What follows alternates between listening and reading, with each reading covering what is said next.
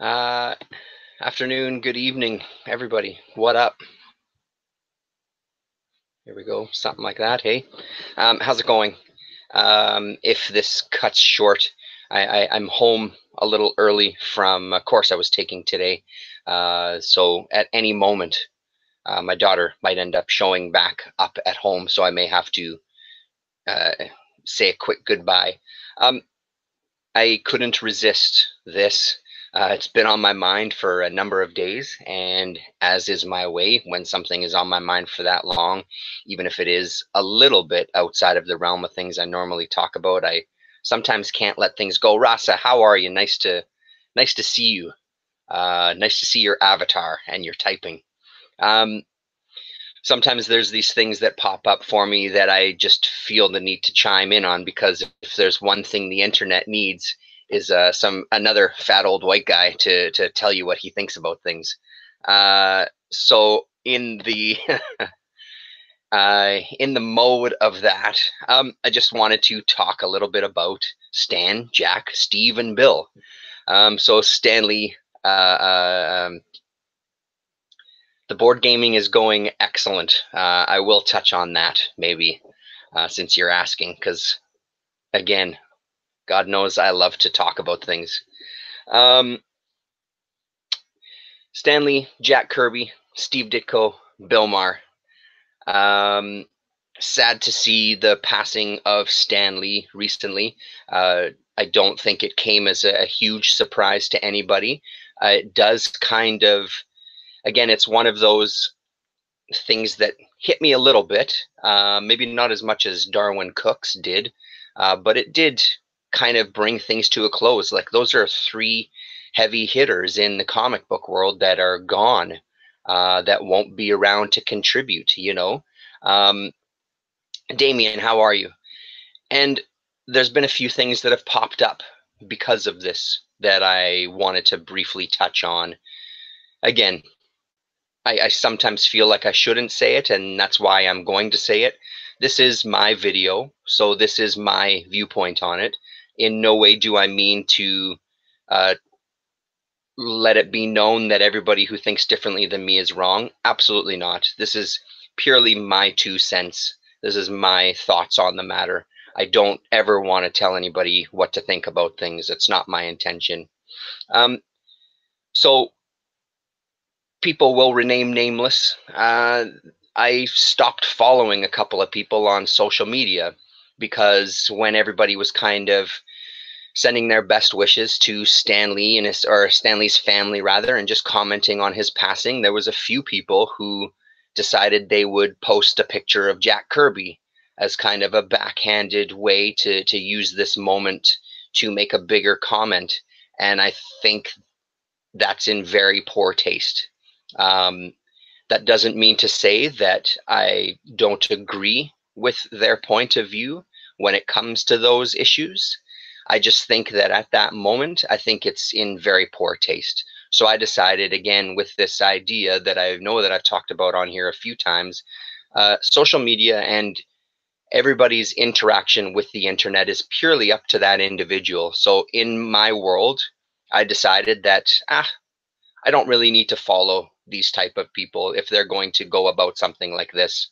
I didn't feel the need to comment about it. Again, I'm not here to call people out and force everybody to stop following these people. It's not about that. It's just I made the decision for myself that that was a dialogue I didn't want to kind of have show up in my feed, and I didn't want to contribute to, even though I was just a viewer, just a spectator.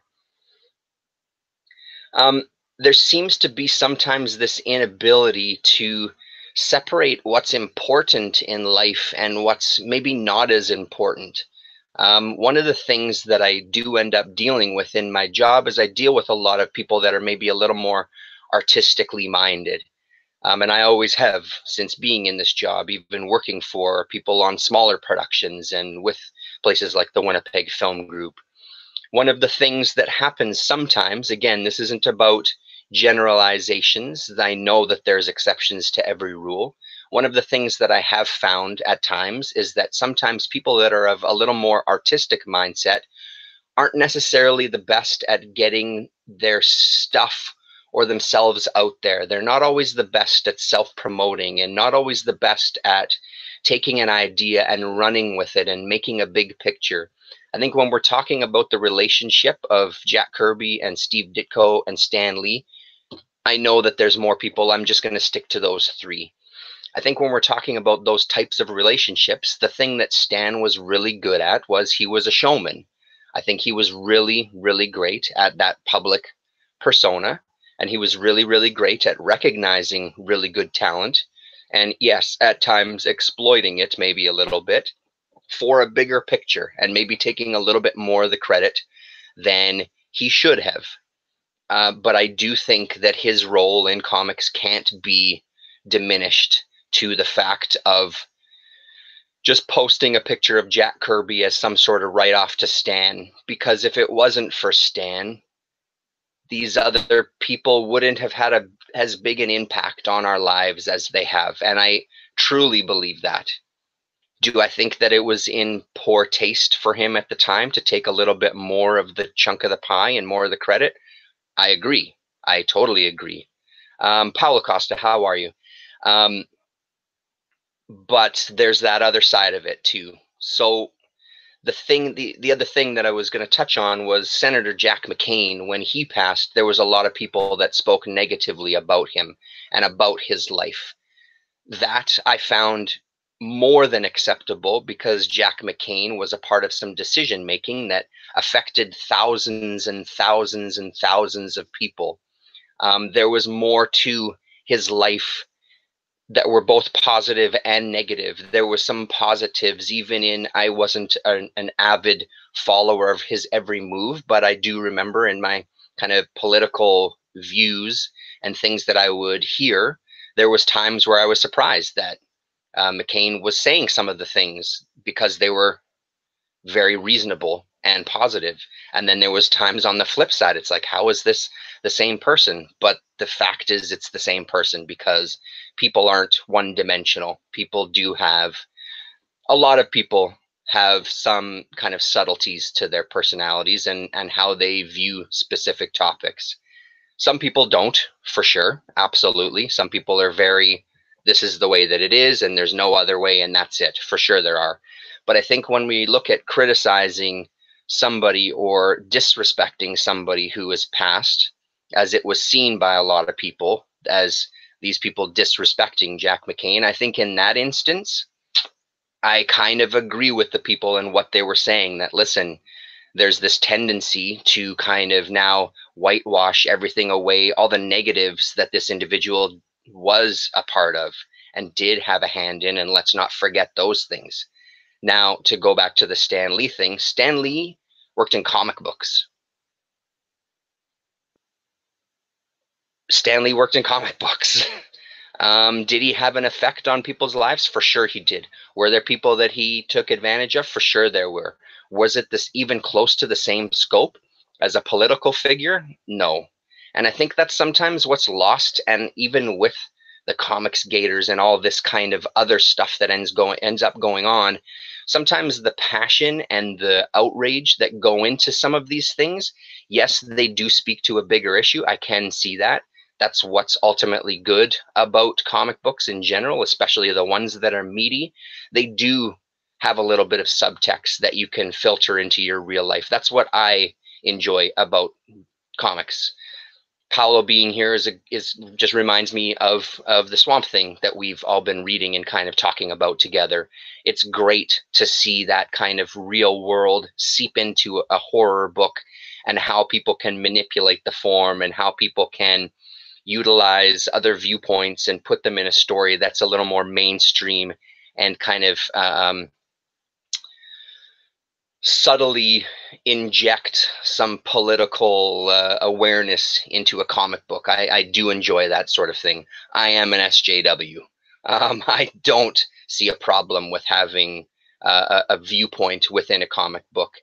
I also don't see a problem rather with a comic book being completely escapism. I don't see a problem with that either. And if you've watched this channel for any length of time, you know that I love all sorts of things and I'm completely okay with just looking at a bunch of pretty pictures. I absolutely love that stuff. But sometimes you do want a little more. So the point that I'm trying to roundabout way get to is that sometimes I find some of the extremes that people take within any sort of art or entertainment sometimes a little too much considering what you're a part of, which leads me to Bill Maher. So Bill Maher came out to saying that comic books are something that are ruining adults, and it's not an intellectual pursuit, and it's something that you should have left behind when you were a child. Bill Maher is a dick. I don't agree with everything that he says. I agree with a lot of things that he says. I really like his show. So what? He hates comic books. Big fucking deal. So that's the other side of it, because now I see a lot of stuff in some of my social media where people are, who's Bill Maher anyway? It's not 1996. He's not even relevant anymore, and taking this extreme reaction because Bill Maher doesn't like something that you like. Who cares? There's a lot of people that don't like the things that you like, and it just surprises me in when it comes to something like comics. I think most of us who really love comics, again, myself included, have gone through many points in their lives where it's, especially those of us who are older, probably grew up with a lot of people telling us, and Damien being here, I know for a fact I don't know for a fact. I know from what Damien has shared with us in the YouTube community that his parents didn't look highly upon comic books. We've all had to deal with that. Things that we like individually, not everybody is going to like. That's just the way that it is. And because Bill Maher said that, doesn't completely erase everything else in his life. He just doesn't like something that you like. And to go to the extreme that Bill Maher isn't relevant. If there was ever a time in our political atmosphere where a voice like Bill Maher's is important and relevant, it's fucking right now. People like Bill Maher standing up and saying some of the shit that I watch his show. I watch clips of his show, I should say, on YouTube the day after his show airs. They always do some of the clips. I don't ever watch the entire thing. I just watch what's kind of shared for free on YouTube. And some of the things that he says, yes, I absolutely disagree with, fundamentally disagree with. I think he's like a raving old man sometimes, yelling at kids to get off his lawn. It's completely insane to me. But a lot of the things that he does say, it takes balls to say what he says. And to completely try to write him off because he doesn't like the comic books that you like, I think is a little childish, to be completely blunt. You can disagree with them, absolutely, but I'm saying the thing that bothers me is going to the extent that I've seen people go to. There's also been people that said, he doesn't like comics, what a dick.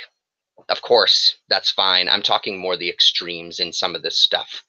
Just to kind of catch up. That takes a very negative type of thinking at the moment of passing. Yes, kind of referring to posting the Jack Kirby pictures. I agree with that. And then Damien says, wow, didn't know that Maher said that. Yes, he did, unfortunately. And then Maher is the typical, this is Paolo, Maher is the type of Northeastern cultural elitist who thinks Europe is better than America. Yet in Europe, we study comics as art a lot more than America. Absolutely. And there is a whole different look on comic books and that art form, European style. I will say I do have mild trigger reactions to phrases like cultural elitist. I wouldn't say that he's necessarily an elitist, but he does have a very specific set of viewpoints. There's no doubt about that. I don't deny that for a second. That was kind of it. That was, again, it was just the fact that because this kind of thing has been on my mind for like 2 or 3 days, normally some of this stuff, when it pops into my head, I kind of think about it and I don't go anywhere with it. But this one just kind of keeps rearing its head. So I felt like I just wanted to chime in, as we do sometimes. The board gaming is going well, Rasa. I'm revisiting some old war games and some old Ares magazine games, and kind of in that mode recently. I'm still kind of reading. I'm actually started reading some Comics Journal issues. I started reading last night an older Comics Journal interview with with Dave Sim. I'm going to try to say that properly. And it's part of this reading that I'm doing to talk about the Creators' Bill of Rights. And it's a hell of an article, I have to say. Gary Groth is really raking him over the coals. And some of the things that Sim is saying in this article are ridiculous to me. Some of the beliefs that he holds, even Groth says it at one point, like, but that type of thinking is exactly what got people like Jack Kirby in trouble, because Sim doesn't believe that artists should sign any form of a contract whatsoever. They should be allowed to kind of come and go as they please with the company. If they're not feeling it artistically, they should just be allowed to carry on and have no ties to any sort of company, which just opens up to a whole lot of issues. I can sort of see where he's coming from, but that type of thinking, again, is something that I've come up with my dealings with artists. They don't want to have things in writing. They don't want to be tied down. And because they don't, it leads to a lot of problems. And even, yeah, maybe I'll skip that part of it. Sorry. Some of the stuff that I have a tendency to want to talk about, I actually can't talk about. So that's what those kind of things are. I think that there's that idea that these artists should be free to come and go. Yeah, and I do see what you're saying there, Larasa. Just to kind of button up this thought, Paulo saying Dave Sim was enough of a businessman that he could go out on his own. And that was one of the things that they talked about in there, because he had made a deal with Diamond to distribute Cerebus. And he used it as an opportunity to see what kind of numbers he could get from pre-orders. And when he saw that the numbers coming back from Diamond about the amount of issues they wanted for distribution weren't the same numbers as what he wanted to do he could do on his own, he backed out. And Diamond was like, well, you can't back out. We have an agreement. And he said, well, I'm an artist. I'm paraphrasing and maybe not in his benefit. I'll give you that. I'm an artist. I don't need to follow through. You're not getting in numbers. I don't want to deal with you. And it caused some conflict. So that was where it came from. I haven't read Cerebus myself, which as a Canadian is shameful. I do realize they are popping up a lot more. I think with Cerebus, I want to go the collected edition route. I don't want to now start collecting another single issue, back issue series. I'm really struggling with the amount of room I have for stuff. I'm actually really struggling with it the past few days. There's a lot more I need to get rid of, like I need to. So I do want to read it. I think I'm going to go the collected way with that. They did reprints. Yeah, they did a lot of stuff. And I have seen some of the collected editions out there for fairly cheap. And that's the other thing, the single issues.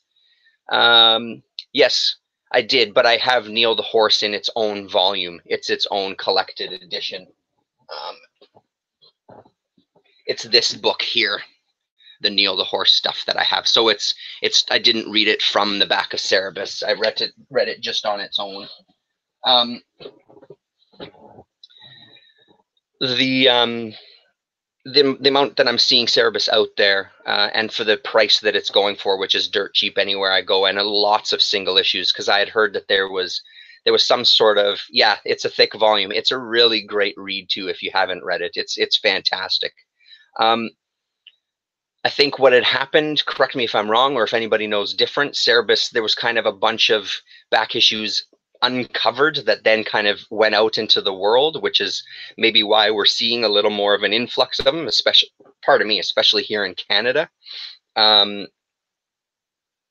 But my thread was that Sim was enough of a businessman. Yeah, it was just kind of along those same lines. Maybe I don't want to rehash it too much. Just sometimes the kind of artist in people just wants to kind of live in the moment, man, and just kind of free to go where I want to go, man, and don't always realize that that's going to bite you in the ass, because the people that you're dealing with are not artists. The people that you're dealing with are businessmen and women, and they are in the business of making money off of comics and making money off of artists. And you do have to be careful.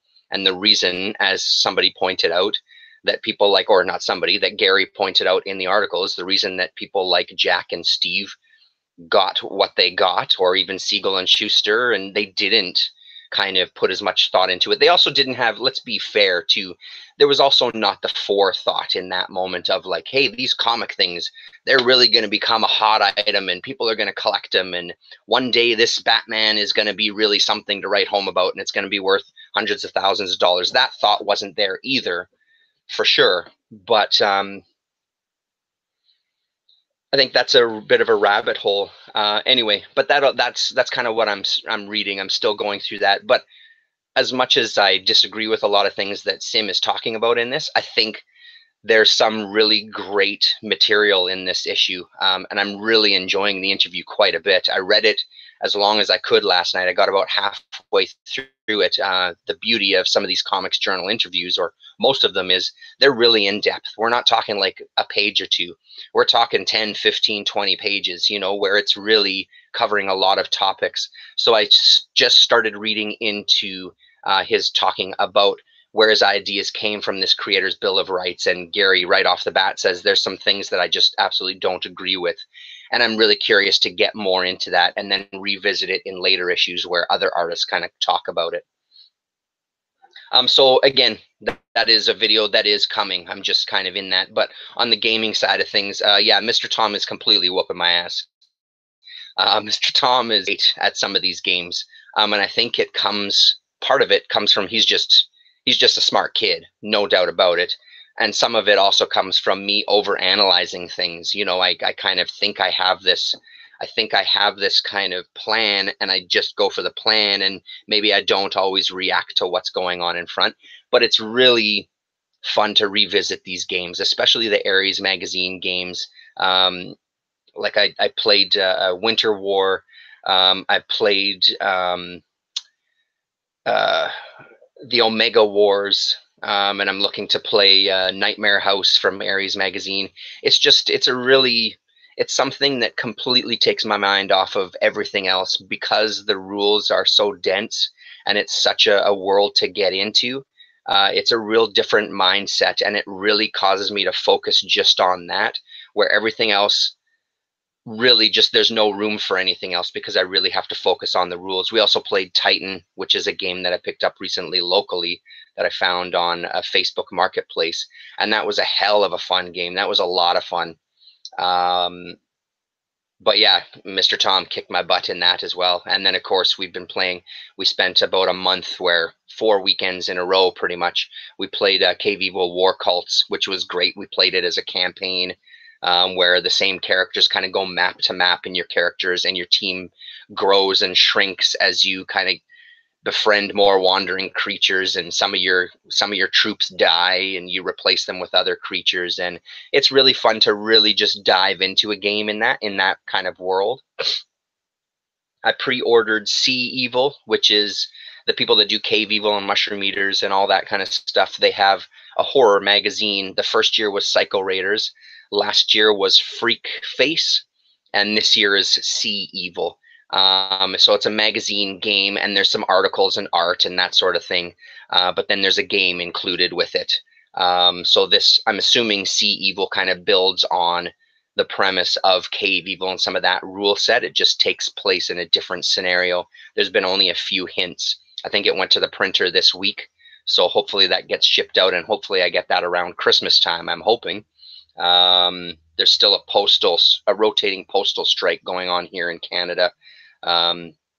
Still some issues, so that's causing a lot of delays with the post, which is okay by me. The things that they're fighting for are really important, and the government is now getting a lot of pressure from small business owners, because they're really feeling it. It's like, this is our busy time, and we're having people waiting like 6 weeks to get stuff. We're seeing a decline. The government needs to step in and do something about this.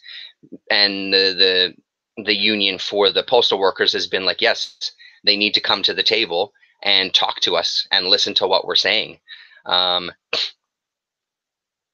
They need to listen to us and actually come and talk to us, because they're just not. And there's some issues that the union itself is just not willing to budge on. Mandatory forced overtime is one of the big ones. That jumps right to the forefront of my mind. I know that there's other ones, but that one is a huge one. That one is one that I keep hearing often.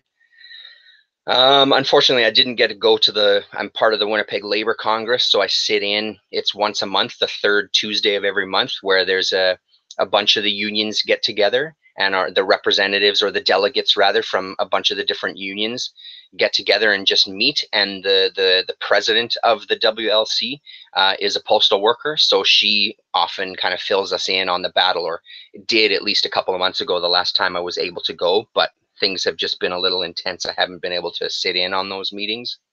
But it's always interesting to hear kind of what's going on with other unions as we try to bring our membership a little more towards, hey, we are a union. These are kind of our people. We should be kind of building relationships. All of that is important for strength, etc. But I don't want to, enough of that. I don't want to derail this too much. I could talk. Yeah, I mean, I would say Neil the Horse, if you find it, absolutely go for it. It's a really fun read. It surprised me at how fun it was. And again, the art style, I think I did a video on it. The art style is really incredible too. It really resonated with me. But the idea of a musical in comic book form, I think is really entertaining. I can't read music, but apparently they are full on. You could play along, and he's written music. And then Rasa says about the gaming, seems like fun. I'm hoping when my boy grows a bit, I will be able to introduce board gaming. Absolutely. And the way that I started it with Mr. Tom was I always had them. We did a lot of puzzles together when he was growing up. And then I was able to find, we have a couple of really, really great, there's one place called Toad Hall Toys.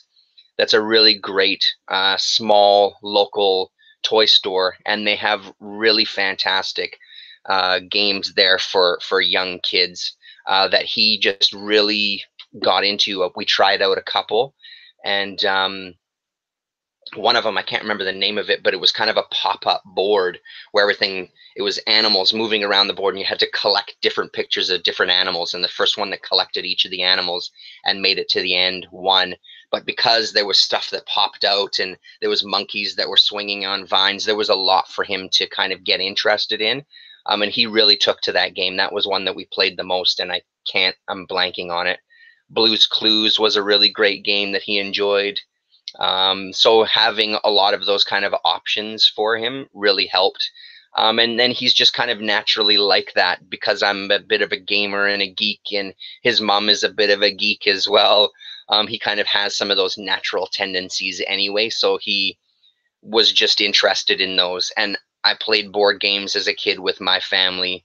It was always a big part of our life. So that's just continued throughout my life. It's just now the games that I'm playing.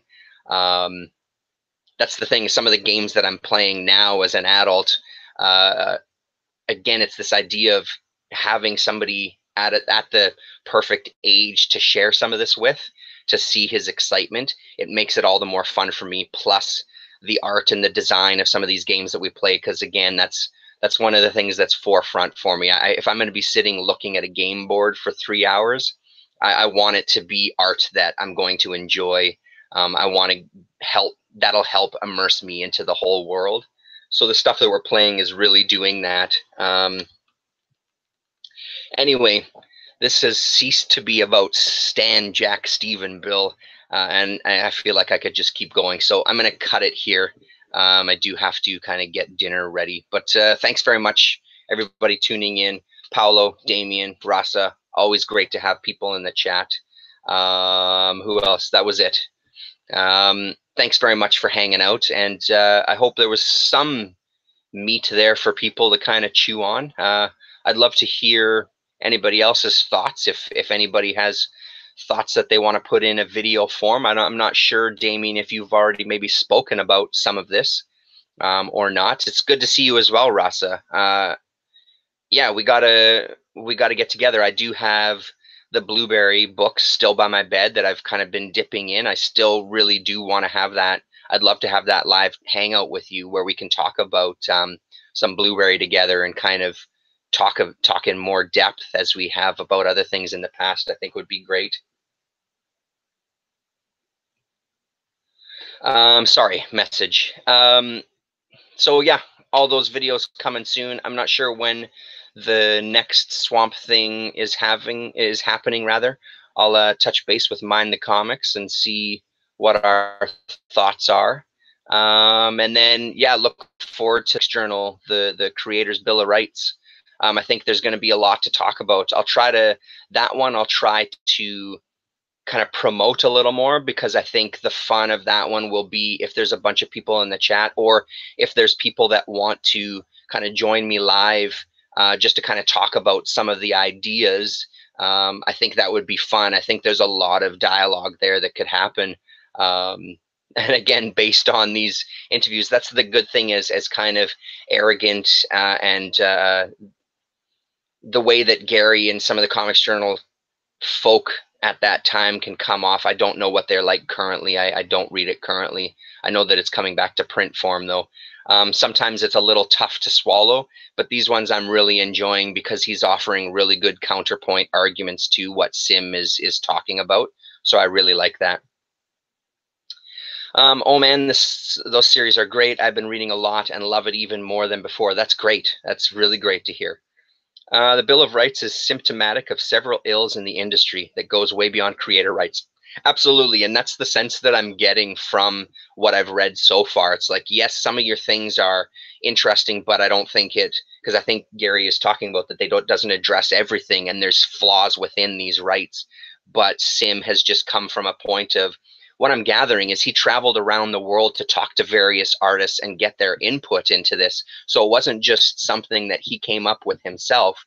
He actually went, he went to London, England, as well as London, Ontario, to kind of have discussions with artists to get their 2 cents. Even guys like Frank Miller, all the way down to like Chester Brown, he had a wide range of people that he was talking about or talking with about these ideas just to get their input. Now, how much of their input he put into the final product is, I guess I'll find out. But I didn't realize that it was something that he had gone so far ahead with in kind of putting this document together. So anyway, I think there's a lot there, and I think it could spawn a lot of really interesting dialogue about what wasn't addressed, what was addressed, how it could have been addressed better. How do you even come up with something like that for people who are freelancers? We do something similar. We have a collective agreement. It's almost like they have a collective agreement for a union, but they weren't quite a union. So yeah, it's interesting. Anyway, that's it. I'm stopping talking, I promise. Thank you so much for tuning in, and thanks for contributing. It's always great. And we'll talk to you.